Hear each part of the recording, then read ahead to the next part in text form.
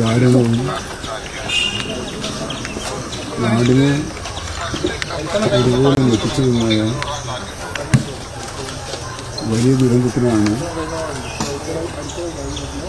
ഈ പ്രദേശവും ക്ഷേത്രവും സാക്ഷ്യം വഹിച്ചത്. മുമ്പൊരിക്കലും അങ്ങനെയൊരു അനിഷ്ട സംഭവം ഇല്ലാതിരുന്ന ഒരു പ്രദേശവും ക്ഷേത്രവുമാണിത്. അതുകൊണ്ട് തന്നെ ആ നദിക്ക് ഇതിൻ്റെ ആഘാതം വളരെ വലുതായി ജനങ്ങൾക്ക് അനുഭവപ്പെട്ടു. സംഭവം നടന്നുകൊണ്ട് തന്നെ വനംവകുപ്പിലെ ഉദ്യോഗസ്ഥന്മാർ ജില്ലാ ഭരണകൂടത്തിൻ്റെ അധികാരികളും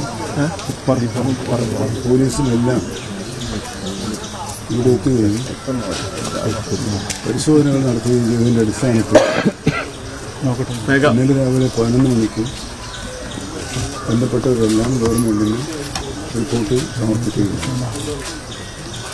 ആ റിപ്പോർട്ടിൽ കാണാൻ കഴിഞ്ഞത് നാട്ടാന പരിപാലന ചട്ടങ്ങളിലെ വ്യവസ്ഥകൾ പാലിക്കുന്നത് വീഴ്ച സംഭവിച്ചിട്ടുണ്ടെന്ന് തന്നെയാണ്. രണ്ടാമത് വെടിക്കെട്ടുമായി ബന്ധപ്പെട്ട് വേണ്ടത്ര ശ്രദ്ധ കാണിച്ചുവെന്ന സംശയം ജില്ലാ ഭരണകൂടവും പുറപ്പെടുവിച്ചിട്ടുണ്ട്. ഇതിൻ്റെ എല്ലാം അടിസ്ഥാനത്തിൽ നിയമപരമായി നടപടികൾ സ്വീകരിക്കാനാണ് സർക്കാർ തീരുമാനിച്ചിട്ടുള്ളത്. വെടിക്കെട്ടുമായുള്ള പ്രശ്നത്തിൽ ജില്ലാ മോണിറ്ററിംഗ് കമ്മിറ്റിയും പ്രത്യേകം പരിശോധന നടത്തേണ്ടതായിട്ടുണ്ട്. കാരണം അവരാണ് എഴുന്നള്ളിപ്പിനുള്ള അന്തിമമായ അധികാരം നൽകേണ്ടത്. അങ്ങനെ നൽകാനിടയായത് ഈ ബഹുമാനപ്പെട്ട കേരള ഹൈക്കോടതി കേരളത്തിലൊട്ടാകെയും ബാധകമാകുന്ന പൊതു നിർദ്ദേശങ്ങളാണ് നൽകിയിട്ടുള്ളത്. ആ പൊതു നിർദ്ദേശങ്ങൾ ഓരോ പ്രദേശത്തിൻ്റെയും സവിശേഷതയനുസരിച്ച് അതുപോലെ പാലിക്കാൻ കഴിയാത്തൊരു സാഹചര്യമുണ്ടായിരുന്നു.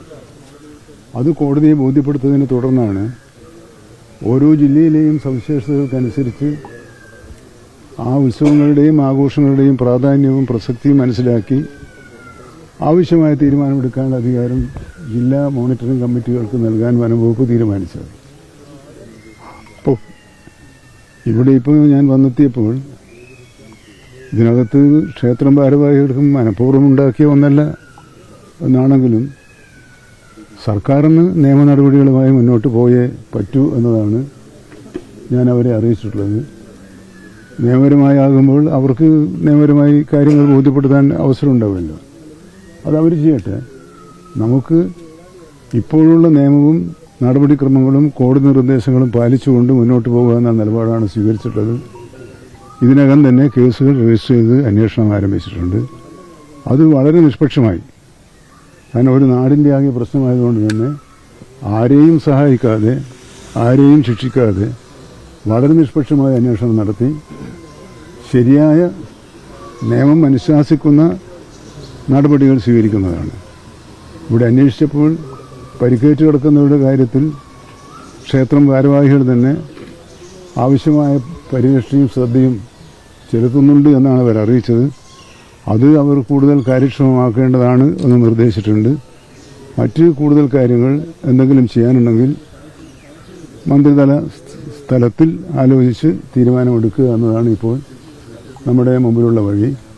ബന്ധപ്പെട്ട കുടുംബാംഗങ്ങൾ, മരണപ്പെടാനിടയായ കുടുംബാംഗങ്ങളോട് ഗവൺമെൻറ്റിനും എനിക്കുമുള്ള അഗാധമായ ദുഃഖം രേഖപ്പെടുത്താനും അനുശോചനം അറിയിക്കാനും ഈ സന്ദർഭം ഞാൻ ഉപയോഗപ്പെടുത്തും. ഈ ആന വിരളാനുള്ള കാരണം നമ്മൾ 3 വകുപ്പുകളും ഏകീകരിച്ച് തന്നെ ആണോ കണ്ടെത്തിയിരിക്കുന്നത്? അതിൽ അസാധാരണമായ ഒരു സംഭവം ഉണ്ടായതെന്ന് പറയുന്നത് വെടിക്കെട്ടുമായി ബന്ധപ്പെട്ട പ്രശ്നമാണ് ഇപ്പോൾ ചൂണ്ടിക്കാണിച്ചിട്ടുള്ളത്. വെടിക്കെട്ടിൻ്റെ ശബ്ദം ആനകളെ പരിഭ്രാന്തരാക്കി എന്നാണ് ലഭിച്ചിട്ടുള്ള വിവരം.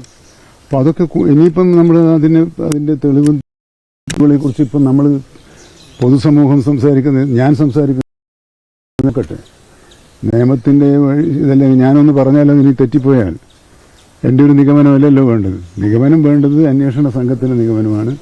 എൻ്റേത് ഒരു പൊതുധാരണയിൽ നിന്ന് ഞാൻ ഈ അഭിപ്രായം പറഞ്ഞതെന്ന് മാത്രമേ ഉള്ളൂ. പക്ഷേ നിയമപരമായി എന്തൊക്കെ വീഴ്ചയാണ് ഉണ്ടായത് അതിന് ഉത്തരവാദികൾ ആരായിരുന്നാലും കർശനമായ നിലപാട് സ്വീകരിക്കാനാണ് തീരുമാനിച്ചത്. മറ്റൊന്ന് ഈ നഷ്ടപരിഹാരം പോലുള്ള ധനസഹായം പോലുള്ള കാര്യങ്ങൾ മരിച്ചവർക്കും പരിക്കും.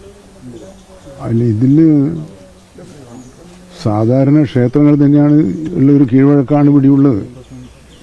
ആ കീഴ്വഴക്കത്തിനനുസരിച്ച് കാര്യങ്ങൾ പോകട്ടെ എന്നുള്ളതാണ് ഇപ്പോഴത്തെ ആലോചന. ഇനി അത് ഞാൻ പറഞ്ഞത് എന്തെങ്കിലും ഉണ്ടെങ്കിൽ അത് ഞാൻ മാത്രമായ ഒരു തീരുമാനം പ്രഖ്യാപിക്കാനോ പറയാനോ സാധിക്കില്ല.